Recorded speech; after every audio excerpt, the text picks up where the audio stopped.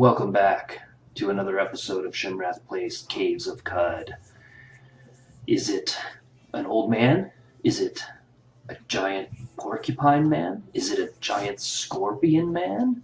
It's all of these things. It is Hashroshram, the giant porcupine scorpion man. Old, gray-bearded man.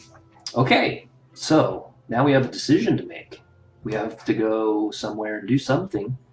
We have to venture outside the safety of this civilized place called Lapar. Fungus patch turned to village, and we have a couple of options. Well, we have really one option. Well, okay. Let's talk about this. Let's look at the overland map. According to this overland map, we have lots of options. We can wander anywhere and explore anything, but the land of Qud is a dangerous place. So we should probably stick with what we know for now until we feel a little more confident about our abilities to survive out here. And the one option we do have that's fairly close is this quest that we received from one of the individuals in the town. So we could walk. We know if we just keep heading west, we will eventually hit this hex. You can travel there on the overland map, or you can walk through zones on the regular map, and you'll eventually get to where you're going, right? And that's kind of a good way. Walking from here to there means whatever we meet along the way is going to be closer to the village, and the village is kind of a safe zone, so that may be the best bet rather than to move far away from the village and then get into an encounter that's going to overwhelm us, and we'll have to try to run away, and we might not be able to. So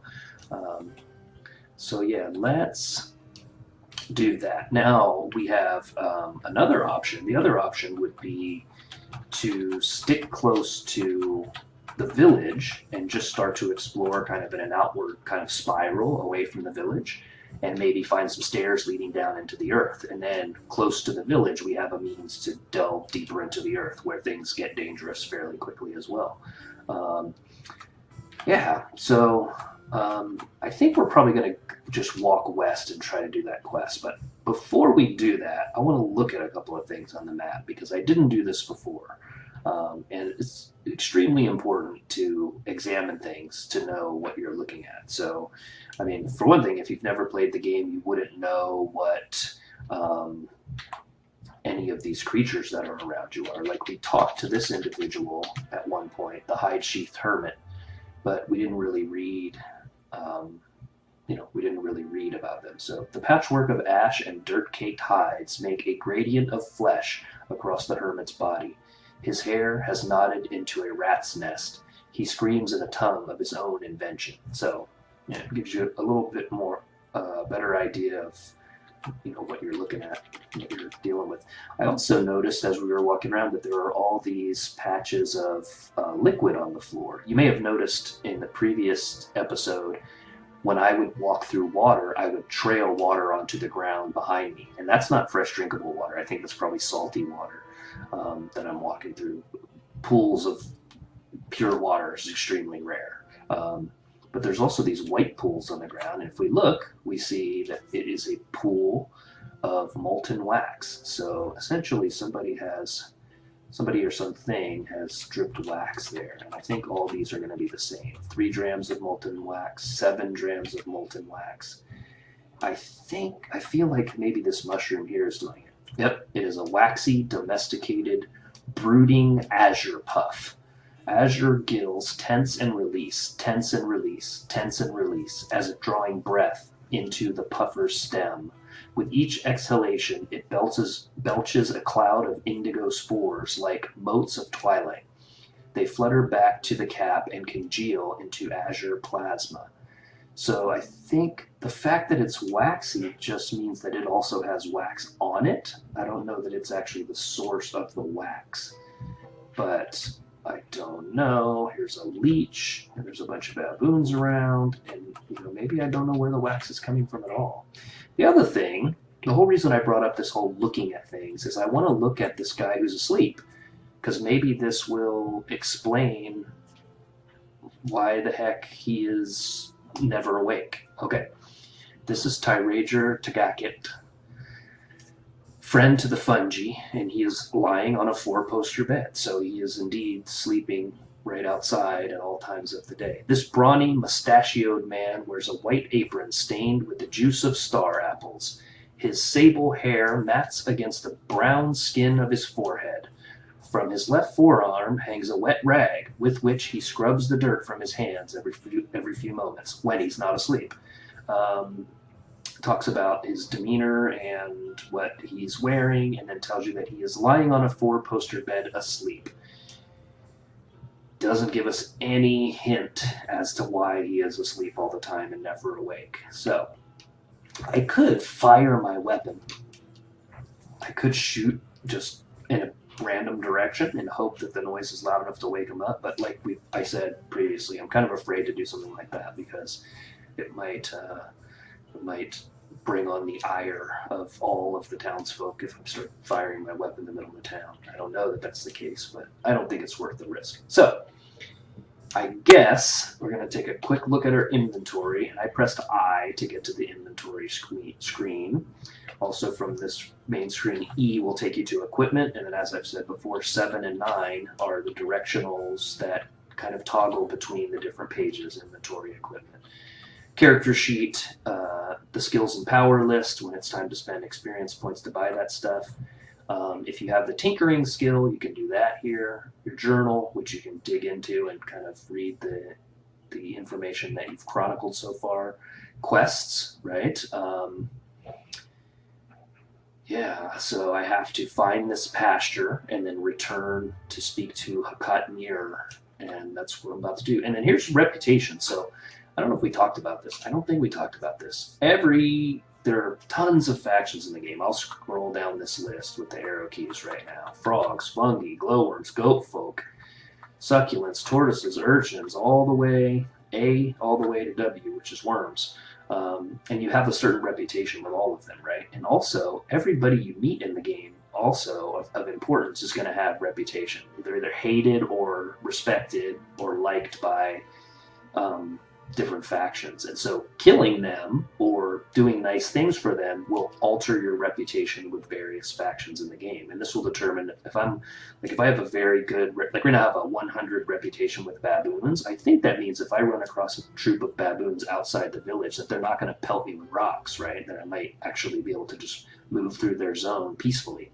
But if I kill someone who is beloved by the baboons, my reputation with the baboons will go down because now I'm a notorious criminal in the baboon world, and then I may get back down into the red numbers where I'm going to get attacked, right? So, for example, if you look right here, the cannibals have a minus 500 reputation. So if there are any cannibals, I'm going to get attacked by them. It's just the way it is, I guess.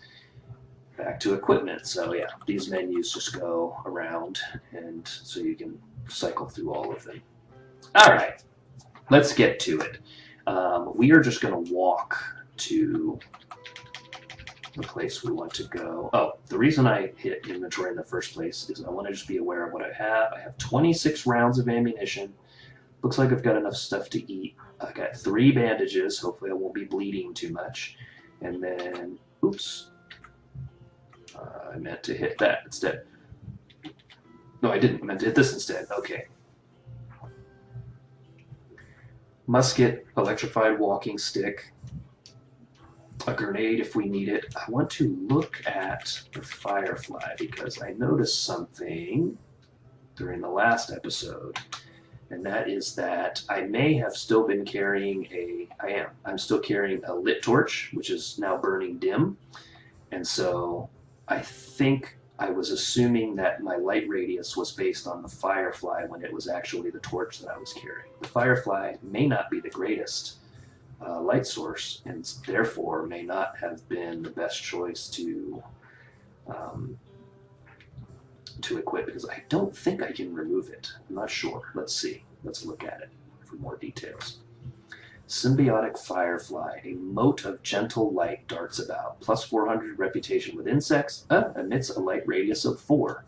and it is extinguished permanently when unequipped. So basically, I have to kill it to I will kill it if I remove it. So let's go to the torch and see what the radius of the torch is. A length of brine stalk wrapped in oil-sodden cloth doesn't say. So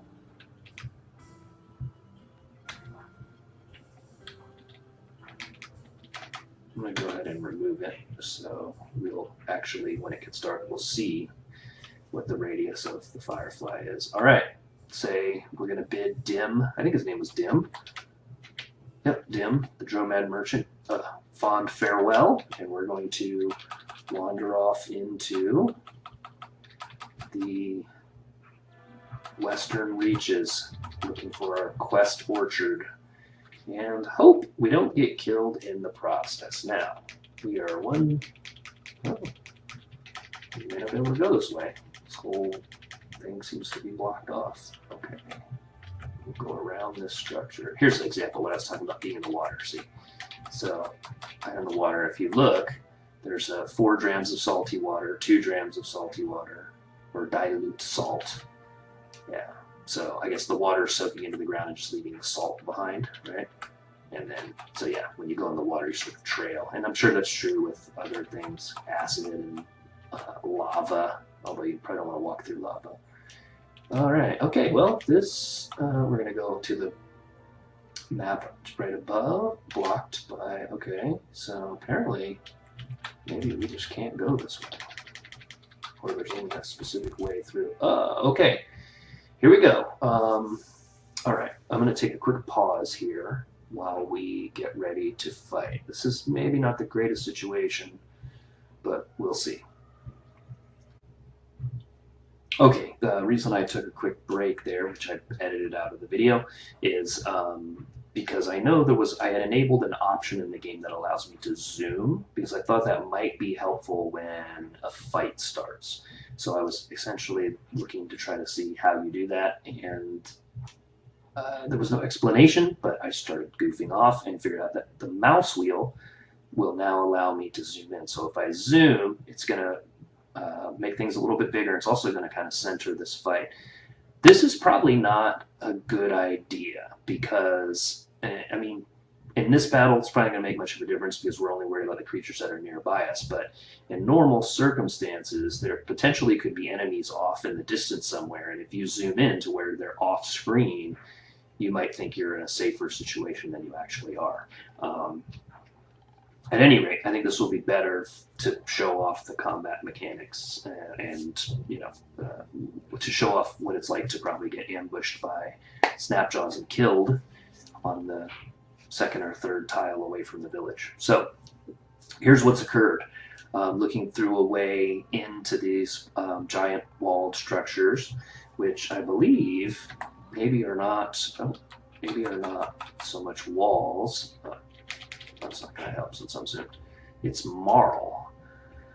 Lacustrine ecosystems, cast in lime-rich mud, put their million-year-old affairs on display in chalk-white shine. Okay, so marl. So not man-made structures, but natural walls. So looking for a way through the marl and to the west, I finally found what essentially is kind of a gateway to the west here, and of course was in short order ambushed by Snapjaws, right? Okay, so I am now surrounded by Snapjaws. There are 2 of them, and there is also a baboon here, and because that baboon is blue, I know that the baboon is a special character or entity, so I'm going to look around. First of all, we've already looked at Snapjaws before, but those were the ones that were nice to us in the village. So we know what they are. They're like knoll men, hyena men. Gnolls. Hyena men would be the right word. If you're familiar with Dungeons & Dragons, then gnolls makes sense. They have a trait called Swarmer. The creature receives +1 to hit and penetration rolls for each other hostile Swarmer beyond the first, who is in another square adjacent to his target. So it says currently 0, but I believe if he attacks me, he's going to get a bonus from his buddy who's just to the south of me. All right. And we also want to take a look. This is a feral dog. I think the player of Caves of Qud, no matter what kind of character you make, starts off with a good reputation with dogs. I think dogs are friendly. I think they're actually the most friendly faction in the game to begin with. A snarling mess of matted hair. It is also a swarmer, but the good thing is, since it's friendly to us, it will fight on our side. Now, the shrewd baboon. Okay, so it wasn't just because it's blue doesn't mean it's actually a special character. I think maybe pink is the color of a special character. The shrewd baboon. From atop her sunning boulder, the small monkey peers at you with eyes full of curiosity. 2 puffs of gray fur billow out from either side of her face. And they are neutral to me, so they may fight the Snapjaws and they may not get involved at all. So there is also a hermit around here, and we can't read that because we're zoomed in. But what we need to see is also neutral, right? So the hermit may or may not help in this fight as well. So let's see what we can do. I've got a couple of options. As far as my mutations go, I could berate someone to get them to back down in combat. I could kindle a small fire, which is not helpful here. I could start draining life. I think I'm going to start with life drain. And I'm not going to do it, I think, to the one in... Well, you know, I am going to do it to the one in combat with me, and then I'll attack the other one. That's a bad idea. So, hold on. Let's see. I'm trying to be strategic here. I'm thinking I want to be able to life drain for multiple rounds, so I don't want to do it to a creature that I'm just going to beat with my staff and potentially kill. I want that creature to be on the map longer, right? So I get to do it.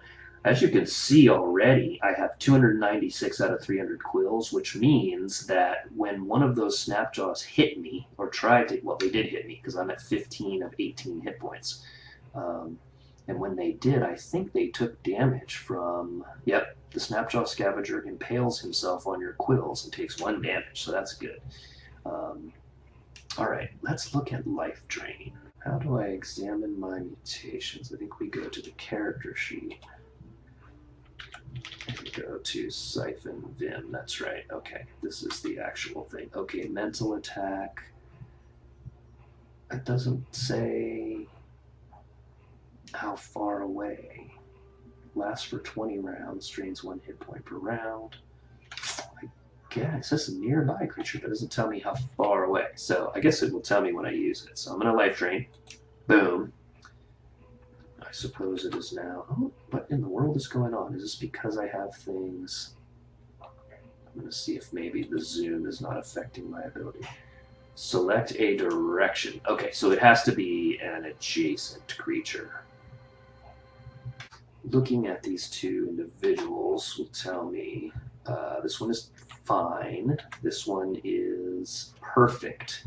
So I am going to use my life drain on the one directly to the south. So I'm going to press 2 on the, which is the down, down direction on the number pad. Boom. All right. Let's read. It says, you begin to drain life essence from the Snapjaw Scavenger. You bond with the Snapjaw Scavenger. And then they both start biting me, right? Oh, and it resisted my life drain. Okay, so next is probably going to be, I think I'm going to berate the Snapjaw. Yep, it's already highlighting the one I want to do, so I'm just going to press space. Okay, well, I think I berated it, but I think it also died.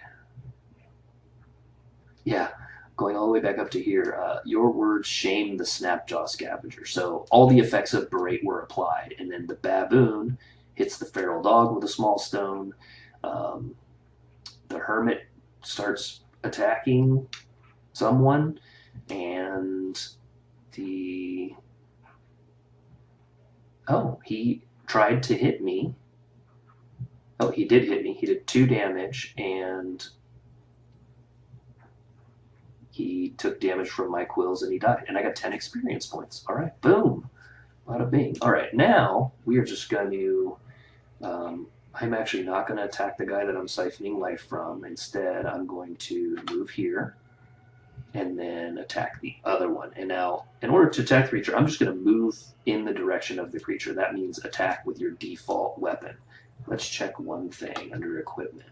Yes, this star indicates that the electrified walking stick is our main weapon. I think I don't have the ability to choose anything else as my primary limb. It's automatic. I thought maybe I could make my tail the thing, but apparently it's not the case. So maybe I will start off by stinging the one that I'm about to attack.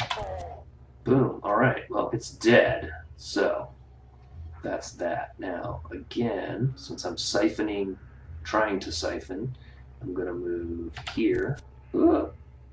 Got hit. I also gained a point, so I healed for 1 by draining 1 of his hit points. And now I'm just going to attack with my staff on this guy that's flashing red down below me. Boom. Okay. You notice my colors changed to yellow. And over here you can see my hit points. I'm at 11 of 18. This green bar is getting lower and lower. And there is a warning if you get to a certain threshold of hit points. I think it's 40% or less. An actual pop-up will stop and say, hey, you're getting your butt kicked. Do you maybe want to think about doing something different here than what you're doing? So for right now, try to hit him again. All right, I smashed him. There are some more coming around the corner down there, but I feel like I probably need to deal with this one before he's going to keep attacking me. So I don't want that to happen. So I'm just going to go ahead and smash him. All right, taken care of. Now, from here, I might be able to start shooting. I'm pressing lowercase f to fire, and I'm going for the target. That looks like a straight shot, so I'm going to shoot with my desert rifle here. Boom. All right. I'm pretty sure I shot him. Try again. Oh, I need to reload before I can do it again. All right, reload.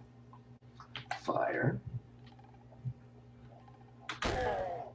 Critical hit, and it's dead. Reload. Yeah, I remember I have a limited amount of ammunition, so continuing to shoot at these guys might not be the smartest deal. It might be better to go down and whack them with my staff, because there's going to be something more dangerous later on, and I'm going to need the ammunition. So just move down a couple spaces, and down here, and attack. All right, smashed him. Go up here and help with the fight if it's not too late, and it is too late. All right, I'm just going to let a couple turns pass. It looks like the baboons are fighting with the hermit, but I don't really want to get involved in that fight, I don't think. I'm just going to keep pressing 5 to wait a turn and see what happens here. So give me a chance to heal and them a chance to... Okay, so the hermit has 1, but he is apparently bleeding.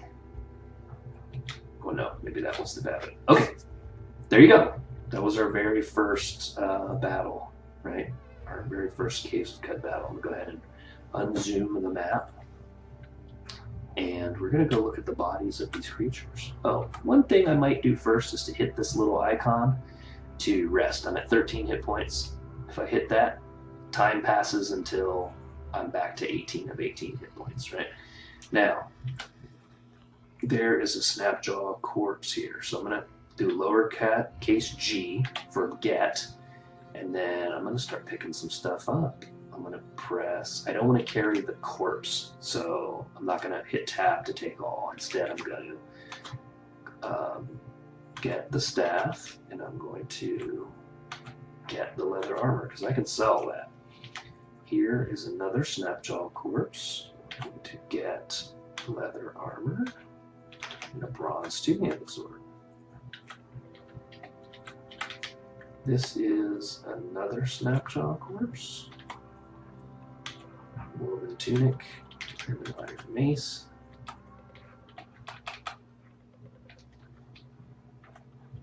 A quilted shawl, and a bronze sword. All right, now I'm going to go to inventory because that quilted shawl, I want to look at it. See what quilted is all about. Look. Okay, quilted shawl. I guess the quilted property gives plus 10 cold resistance. A comely, multicolored shawl, sure to distinguish its wearer from the rest of the pack. All right. Nothing really special about it. Move here. And I believe this is a baboon. Corks. Okay. You notice it says you take the blood-stained neck ring. So some of this stuff I'm automatically picking up because it's valuable. Pass by a small blood-stained stone, a dog corpse, and a pool of black, brackish blood. All right. You pass by a small stone, baboon corpse, leather armor. You take the star apple. I'm going to get.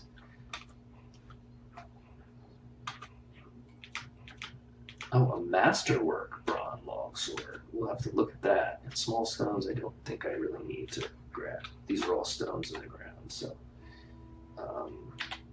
and the last one, there's a leather cap. There is a bronze longsword, and then we're good. So let's just go. Oh, where's he going? Oh, more snap jaws. Okay, let us zoom. Let us reload if we haven't already. Then we'll try to fire first. Okay, we can do it. All right, let's do it. All right, he took 8 damage. Oh, I hit the marl for 8 damage. So that's an example of missing and hitting something nearby. So probably a good reason if there's things that are friendly to you and things that are not friendly to you, not to shoot into their melee, because you could very easily shoot with a bad attack roll. You could very easily shoot someone adjacent instead. So reload. Actually, remember, we're not going to use all our bullets up, so we're just going to go here instead. And I could try to fling some quills. Maybe overkill, but oh, you fling quills everywhere. Maybe you should only do that when they're directly adjacent. That may have been a mistake. So, all right, there we go. Oops.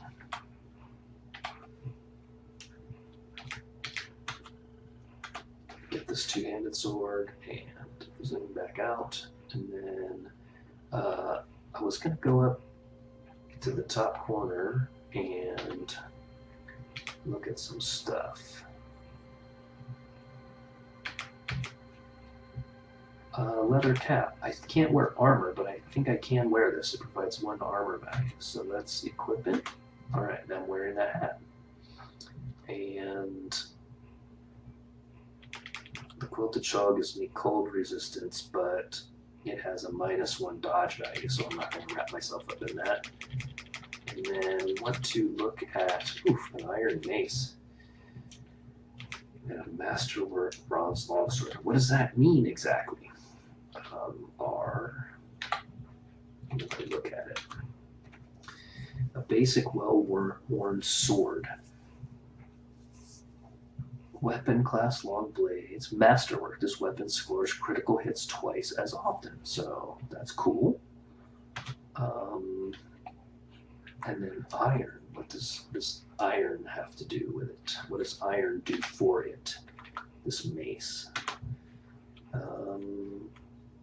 I guess, I don't know, maybe it's just better. All right, let's look real quick at our weapon. And see if there's any reason why we would want to replace this anytime soon. Okay, electrified walking stick, penetration of 4, a D2 damage. Let's go ahead and silence the phone so that we're not hearing sound effects in the background. So let's look at it. Electrified walking stick, a long stick hewn from brine stalk and shaped at the top into a crook. Electrified. When powered, this weapon deals an additional 1 electric damage on a hit. So it does a D2 base damage and then only 1 extra on a hit. So I don't know that that's great.